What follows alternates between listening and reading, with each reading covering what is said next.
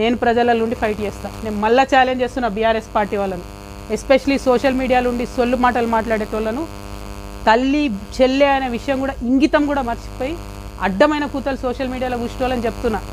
దమ్ముంటే ముఖం చూపించి మాట్లాడండి. ఇష్టం వచ్చినట్టు కమెంట్స్ పెడితే చూస్తూ ఊరుకోరు. సభ్యత సంస్కారం ఉండాలి. ఇది ఆంధ్ర కాదు, అడ్డమైన తిట్లు తిడితే చూసుకుంటూ ఊరుకోవడానికి. మర్యాద ఉంటుంది తెలంగాణలో, అది పాటించండి. ఇంగితం ఉండాలి కొంచెమన్నా. బీఆర్ఎస్ పార్టీ సోషల్ మీడియాకి నేను హెచ్చరిక చేస్తా ఉన్నా. మీ ఇంట్లో కూడా తల్లి ఉంటుంది, మీ ఇంట్లో కూడా చెల్లె ఉంటుంది. దమ్ముంటే ఇష్యూ మీద మాట్లాడండి. ఎస్, నేను ఇలా బాజాబ్తా చెప్తున్నా. ప్రదీప్ కన్స్ట్రక్షన్కి డెఫినెట్గా క్విట్ ప్రో కో కిందనే కేటీఆర్ గారు ఇచ్చినారు, అవినీతి చేసినారు. దాని మీద చెప్పండి సమాధానం. దమ్ముంటే దాని మీద చెప్పండి. బూతులు తిట్టడాలు, ఎటువడితే అటు మాట్లాడాలు, నా ఫోటోలు తీసి ఇంకే ఫోటోలు పెట్టడాలు కరెక్ట్ కాదు, పద్ధతి అది. హరీష్ రావు గారి మీద స్పెసిఫిక్ ఆరోపణలు చేసిన నేను. దమ్ముంటే వాటి మీద మాట్లాడండి. అంతేగాని మా దగ్గర సోషల్ మీడియా ఉంది, ముఖం చూపించే అవసరం లేదు, ఏది పడితే అది పెడతామంటే చూస్తూ ఊరుకోరు. సభ్యత ఉంటుంది, నైతికత ఉంటుంది. తల్లి చెల్లి అని భేదం మర్చిపోయిన వాళ్ళు ఏం చేస్తారా ప్రజలకు? మీరు రేపొద్దున నాకు అర్థం కాదు. అంతేనా? మీ ముంగట ఉంటే ఒక 5-6 హౌల పోరాళ్ళు ఉంటే వాళ్ళని వదిలేసి ఎటు పడితే అటు మాట్లాడమని చెప్తారా సోషల్ మీడియాలో?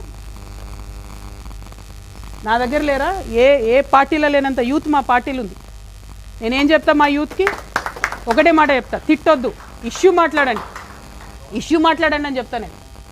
మళ్ళీ చెప్తున్నా, ఇలా ఛాలెంజ్ చేసి చెప్తున్నా. ఏ పార్టీలో లేనంత యూత్ ఇలా తెలంగాణ రక్షణ సేన దగ్గర ఉంది. బట్ మేము సభ్యతగా ఉంటాం, సంస్కారంగా ఉంటాం. హెచ్చరిక చేస్తా ఉన్నా బీఆర్ఎస్ సోషల్ మీడియాకు. కాళ్ళు ఇరగొడతాం బిడ్డ, చెప్తున్నా. మీరు అందరు ఎవరో తెలుసు మాకు. లైన్ దాటొద్దు, విమర్శించండి, నో ప్రాబ్లం. దమ్ములో అవినీతి అనకొండ అయినటువంటి హరీష్ రావు గారు వచ్చి పల్లికి తీసుకుంటే ఆయన ప్రెస్ మీట్ పెడతాడు. ఇక పాలమూరు ప్రాజెక్టులో అన్యాయం చేసింది ఆ గుంటనక్క, కాళేశ్వరంలో అన్యాయం చేసింది ఆయన. ఈయననే తప్పు చెప్పి ప్రజల్ని డైవర్ట్ చేస్తుందంటే ఆయన వచ్చి ఆ డ్రామా ఇంకొంచెం పెంచి ఆయన ఏందేందో మాట్లాడిపోయాడు. నేను అంటున్నా కదా, అదే గుంటనక్కను ఎవరి వల్ల అయితే అవినీతి జరిగిందో ఆయననే ముందట పెడుతున్న బీఆర్ఎస్ పార్టీ ఈ జన్మల బాగుపడదు, ఈ జన్మల అధికారంలోకి రాదు. ఇవాళ అవినీతితో కూరుకుపోయి ఉన్నటువంటి విషయాన్ని బయట పెడతా ఉన్నా నేను చాలా స్పష్టంగా.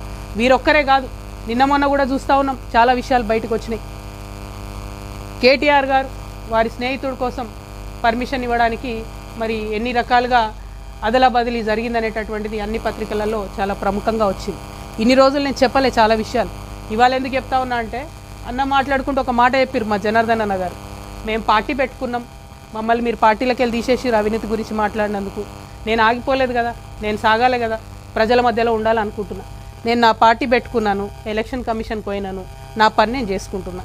సంవత్సరన్నర కాలంగా ఒక 6 నెలలు, ఫస్ట్ 6 నెలలు చెప్పాలి ప్రజలకు కాబట్టి మీ గురించి చెప్పి వదిలేసి తర్వాత నేను ప్రజా సమస్యలు మాట్లాడుకుంటూ వెళ్తున్నా. కానీ వాళ్ళు మాత్రం ఎలక్షన్ కమిషన్కి 1000 కంప్లైంట్స్. మరి భయం లేదన్నారు కదా, నేను పార్టీ పెట్టుకుంటే మీకు ఇబ్బంది లేదన్నారు కదా, మేము అడిగిన ప్రశ్నలకు ఇంతవరకు జవాబు చెప్తలేరు కదా, మరి ఎందుకు ఈ చాటుమాటు వెన్నుపాటు వ్యవహారాలు? ఎవరన్నా మీలాంటి పత్రికా మిత్రులు మా వార్త రాస్తే సిగ్గు లేకుండా గుంటనక్క ఫోన్ చేసి ఎందుకు వేస్తాను, ఎందుకు వేస్తున్నారు వార్తలు ఏకండి. అదేవిధంగా ఇంగ్లీష్ మాట్లాడతాడు కేటీఆర్ సార్ కాబట్టి ఇంగ్లీష్ వాడు ఎవడన్నా వార్త వేస్తే ఢిల్లీకి ఫోన్ చేసి ఎందుకు వేస్తారని నేను అడుగుతాడు ఇంగ్లీష్లో. వాళ్ళు ఫోన్ చేసి చెప్తారు నాకు. ఇంత సిగ్గులేని వ్యవహారం ఎందుకు? ఒక ఆడబిడ్డగా నేను చాలా ధైర్యంగా ప్రజల మధ్యలో ఉంటాను, నేను వెళ్తున్నా.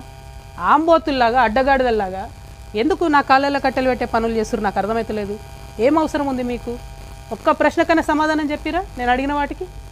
ఇంకా నేను ఎక్కడ కూడా పర్సనల్ ఇష్యూస్ మాట్లాడని కూడా నా ప్రాణం పోయినా. కానీ ఆ బీఆర్ఎస్ పార్టీలో వీళ్ళిద్దరూ జోడెడ్లలాగా నడపాల్సిన వాళ్ళు ఇద్దరు కూడా దున్నపోతుల్లాగా ప్రజల ఇష్యూలు మర్చిపోయి కేవలం అవినీతి ఇష్యూస్ మాట్లాడడం, ఇప్పటికి కూడా అడ్డగోలుగా అవినీతి పరులను కాపాడడం. మొన్న నేను ఉద్యమకారుల పక్షాన పోయి అక్కడ ఉద్యమం చేస్తున్నా అండి. ఏం డ్రామా చేసిండ్రు కాంగ్రెస్ బీఆర్ఎస్ కలిసి?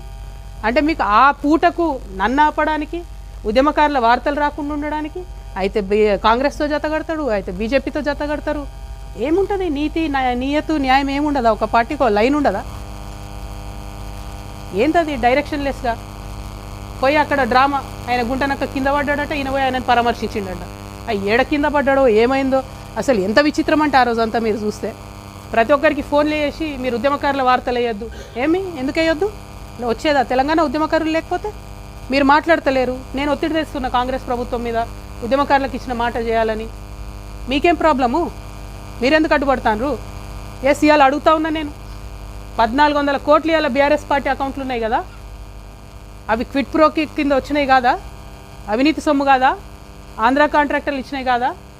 పంచండి. అవినీతి సొమ్ము అంతా కూడా అమరవీరుల కుటుంబాలకు పంచండి, కుటుంబానికి ₹1 పంచండి.